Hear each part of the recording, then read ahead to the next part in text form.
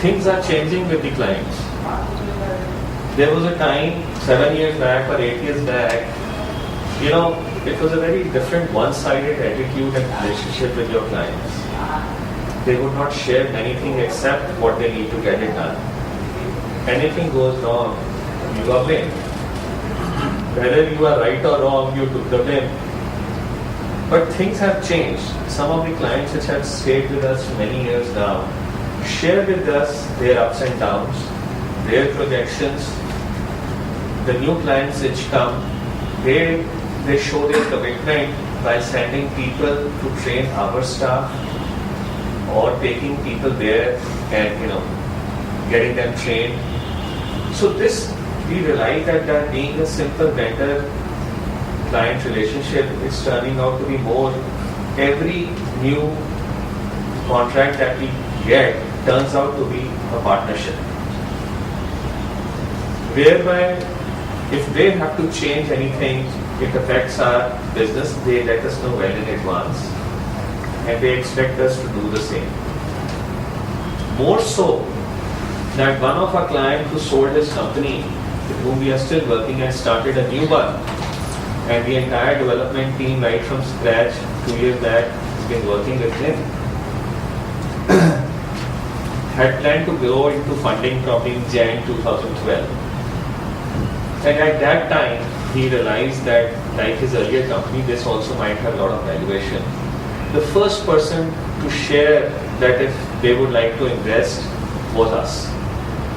Our American client asking us that before he goes for a big round of funding, he wanted us to benefit directly. And we invested $100,000 this last February with this company in the US. We were not over the shock of doing this reverse investment when our second client in Australia on 15th of April said that, they had a new idea where if they had invested their time, money, resources over the last 2 years, it would have cost them probably more than $1 million. But coming to us, the idea got into some shape in probably 1/5 the cost. They recognize that the contribution, the idea is that in a normal class of people in India, you will never find a deaf and dumb child, a physically challenged child, ever in a class. In Australia, they have to be in the same class. Whether the teacher coaches them separately or whatever, the government funds the whole thing. Now the child is anyways, poor guy is very, conscious of the fact, it doesn't interrupt the teacher or whatever. This idea was that when the teacher is speaking, there's another person who understands the voice, probably in the next room, or next office, or next city, or next country. And while listening, is speaking again. So there's a voice recognition software which captures that and makes the text there, and the re-speaker also corrects the subject at the same time. And this is displayed through the internet on that child's laptop. So whatever the teacher is speaking, after a gap of 2 minutes was being displayed there when we started this. We fine-tuned the software so much that now it is a break of 6 seconds. As the teacher is speaking, within 6 seconds it is displayed on that. They did a test study on 2 students. One girl who was coming last in her class for donkey years, in English, this was tried for full 1 year, topped the class. It made headlines in Australia.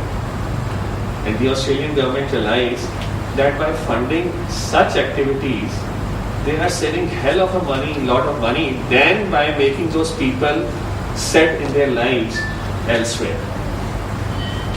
So this idea, they did recognize our contribution, because the entire development team and our team would be there for all demonstrations and all. And this company, because of this idea, was valued at $13 million, and they sold 40% stake. So when they sold 40% stake, which is just finished, they also realized that they probably wanted or needed to ask us if we want to be part of that. And today the mail has come that okay, we recognize and we would like that whatever minimum, the minimum is $25,000 Australian dollars, but if you would like to invest more at a high concessional rate, we would like to do that. Because before we go for next valuation of funding, we would like you to be part of this. What I mean to say is that we've arrived at a stage when collaboration, partnership is a very open thing. So integrity and honesty on your part is an important thing for the client. For any entrepreneur, for long-term business, this is a very key thing these days. I have witnessed this as part of my experience, as part of my numerous visits to different fairs like CBIT, the world's largest IT fair. I try to be there for the last 5 years. I got the attention for all the wrong reasons 5 years back. Since last 2 years, I catch attention for all the right reasons. Because people come up to say, are you from India? Please tell us about India, this economy, that economy. So I now make it a point that I read at least Economic Times 10 days in a row before I go to Germany, because then I am representing India. So honesty, integrity, collaboration, partnership, relationship is something which can be considered jargon. But last 2 years we have witnessed practical application of this. So there are some of the things that I might have mentioned during my short talk with you. I have left out one thing. So some of the things were mentorship, networking, probably skill assessment and skill acquiring, teamwork, your understanding of group behavior is very important in your organization. As a personal manager or team member or executive or chief executive, I realized that having some passion is very important. Now, if you happen to have that passion in your work, nothing like it. But not many of us are fortunate that what we are passionate about, we also have that as our professional career. Why I talk about that is because having a passion for something and following that gives you a sense of fulfillment, achievement, satisfaction during your time when you can spare your time on that. And it affects your behavior, your professional career, your company hell of a lot. To me, winning a game of table tennis makes my mood happy for next 3-4 days. Even losing it makes me keep thinking that where I went wrong, probably that service was, I have to be more careful, maybe I need to acquire a different bat, or maybe the net was a little low, so I need to be careful. It all gets the consideration of options in your decision making inbuilt in you. Any such thing which is away from your professional career, if that is not your passion. Another passion is reading books. I am myself a member of this and I have brought my card to get 2 books issued today itself. It makes you, for example, books like hotel, airport, you suddenly have a different perspective when you walk into an airport because you've read that novel. You understand how that author has got into so many different things about that airport establishment or hospital related book. Wilbur Smith is very narrative about any scenario in any wilderness. So tomorrow when you go to probably Chal, you suddenly consider so many other things in nature. Whether these are fiction or non-fiction, you start thinking very differently from different people's perspective, different situations, how different people react. It all helps in your personal life and in your professional life. It has helped me definitely. I mean, these days I am reading Jack Welch's Winning. I remember in school time when the class was boring, we would pick up a book and play cricket. And it's like that book. You open any page and you somehow feel that this is the issue I was trying to resolve in my organization today. Now I've kept it on my desk. Whenever I'm free, having a cup of tea, I just open any page, and that seems so relevant. I came across somebody who's a very well-read person, has taught, has been an entrepreneur, is a very senior guy in our Rotary world. He has taken that book as a base for designing the new executive MBA course for Punjab Technical University. We all get that probably advertisement a few days back. He says we took that as the base for designing the entire course. So I thought this book must be good, which I am reading. So passion like this, everybody has their own hobbies. I recently met somebody who said he learned guitar while on business trips. And he plays it very well. In the last guy session in Bombay, he guaranteed all the attendees who would take part in his workshop that he can make you play your favorite song in 15 minutes. Forget guitar, forget this. Your favorite song, in 15 minutes you can play it. All 15 of them still write him an email that yes, we did it. It was a sense of achievement, sense of fulfillment. So that's it. So passion in any way is probably drinking coffee in barista, your favorite barista once a week. So you look forward to that. So I think I'll stop at that and let's see what I can learn from you. I have learned a lot in British Library, so I'm very happy to be here on the other side of the table for once. I'll start off with the one question, which is how important knowledge sharing has been a part of your success? Again, gives you a sense of fulfillment. My last day in Punjab Tractors Limited, I was the last one to leave at 12 o'clock. Then I'd given me notice. Only because I made sure that when I leave, nobody would have any trouble.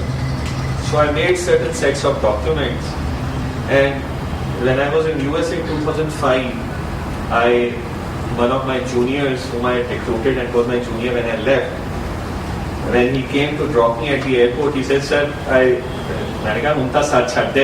he says, Harshi, one thing I can never forget, which helped us for 4 years when I was there after you left, is that ਤੁਸੀਂ ਜੋ ਕੁੰਜੀਆਂ ਬਣਾ ਕੇ ਗਏ ਸੀਗੇ, we never had to refer to anything else." So that gave me a very great sense of pride that as a professional, because a lot of us professionals don't share things, but it gave me a very great sense of fulfillment and pride that I had done that.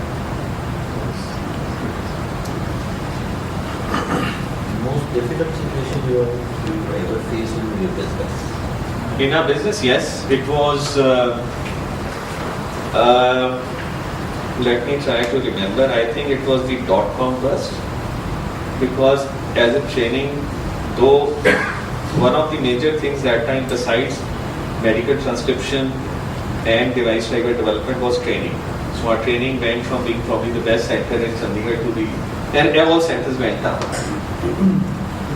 And there was a point, sometime in 2000, 2003 or 2004, that we knew that we will not last more than 6 months. And at that time, all three of us went to Mr. Paul and told him honestly that we have 6 months. Since you are the majority stakeholder, you need to know. And in these 6 months, either we can start slowly wrapping up to ensure that none of the employees suffer, pay our vendors and all that slowly and steadily, or you tell us. So he says, forget it, it's my money. I should be the worried guy. No, I'm telling you not to worry. After 6 months, I'll take all the responsibility of doing that. These 6 months, I need you three to give your best. We have never looked back after that. And we still thank him that it was him who again said that you give your best. It was, we actually think of that moment whenever something happens, that is it as worse? No, it is not. So you have been like probably the oldest guy in IT I've met. So Okay. what changes have you seen? Because IT, I guess, must have changed a lot. See, one good thing about IT, unlike so many of my friends that I cover across, including manufacturing, including people in financial world. Of course, finance has also changed in a way, but people who are accountants, people who are teachers, you never get a chance to get bored in IT. It's a different way to look at things. Because there is something new happening every 2 years, so you need to read about it, and you feel you have to keep reading and reading and reading. The other way to look at it is that you never get a chance to get bored because there is something new happening. Things have changed in the sense that I would say from a student's perspective, when we were doing MCA, we were blissfully ignorant of the outside world. Also because the outside world didn't have anything to offer because they also didn't know about computers. And doing MCA in 88 or 90 meant you would get a job. 100% whether it is with a manufacturer like Wipro or with a software consultancy like TCS or with an EDP organization like in an EDP organization of a manufacturing company like PTM. We all got jobs. Now from a student's perspective, to being blissfully ignorant of the outside world is suicide. There are probably 10 to 15,000 students passing out in this region. And I think the last survey 3 years back, there were about 1,500 jobs every year. And if you think what I am going to do for next 3-4 months, the other batch is already ready to roll out. So that has changed. Obviously that leads to cutthroat competition. So probably you may not tell of an opportunity to your best friend. It has gone that bad. Also, the skill, acquisition has become very important. As a fresher, when you come to the organization, if you are a generalist, many people may ignore you because they are looking at specific skills. All skills are important. When you talk of Java, it has a market, C has a market, .NET has a market. Whether in Chandigarh or not is a different thing. But across India, all these skills still have a market. So you cannot be blissfully ignorant. You have to acquire skill from a student's perspective. From an employer's perspective, you have to be again very careful in choosing your next project because of your requirement of manpower, whether they are there or not, the right kind of manpower. Manpower is available in plenty. All the government organizations who are attached and all the university, they say we are churning out so many people. But if I require a VC++ expert who can help in making a device driver, when I give an ad, probably 10 applications come which are suitable. So I end up training my own people for that. I take a basic C++ guy and train him in a project and he becomes this thing. So what has happened when you say things have changed is that you just cannot do any project from anywhere in any fashion. Yourself or the client, because the client looks for standards and certifications. You have to look for certain specified skill sets, and the student also now has to think very carefully which area he has to go. This is what has changed over the last 15 years.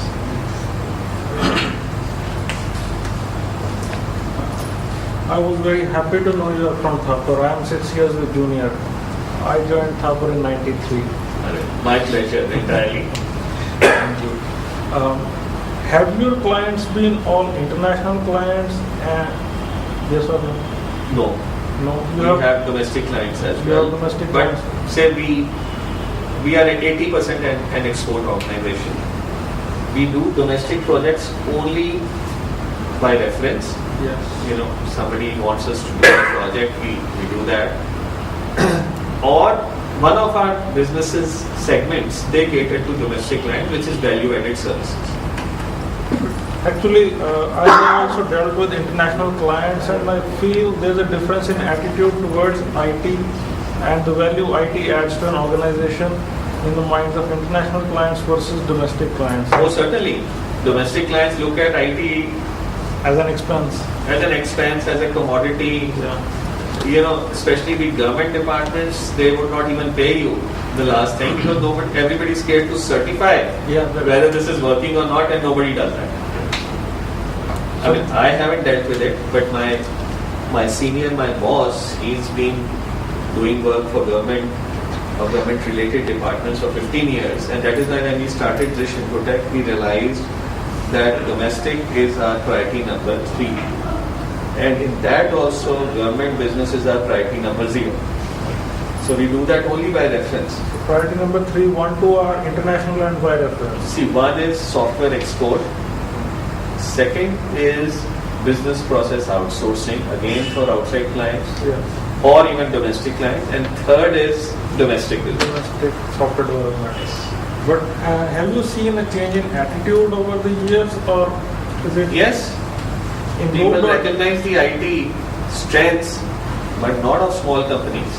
Yeah. If today you see a tender by Punjab Infotech, they would be looking to shortlist Wipro or TCS or Infosys. Yes. Even Punjab Tractors Limited, when I was just about leaving a few years later, we were deciding between a national vendor for customized software development or ERP. They went in for a national company called DSQ Software. Even then, I, out of my personal respect, advised them to take a local